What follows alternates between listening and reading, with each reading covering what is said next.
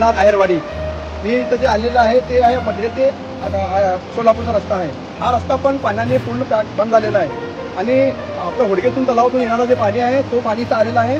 ते आल्यानंतर इथं रस्ता खराब झालेला आहे. इथे जे स्थानिक लोक आहेत, शेतकरी आहेत, गावकरी आहेत, हे सगळेजण टेन्शनमध्ये आहेत की हा पाणी आता इकडे जायचं आणि यायचं कसं. आणि त्यामध्ये इथे शेतकऱ्याचं पण भरपूर नुकसान झालेलं आहे हा पाण्यामुळे. आणि इथून हा पाणी चंद्राला जाणार आहे, तिथं पण नुकसान होण्याची शक्यता आहे. तर प्रशासनानं आम्हाला एक ठामपणे विनंती आहे गावकऱ्यांच्या सगळे करून की प्रशासन येऊन आम्हाला इथं शेतकऱ्यांना सपोर्ट करावा आणि त्यांना त्याची काळजी घ्यावा.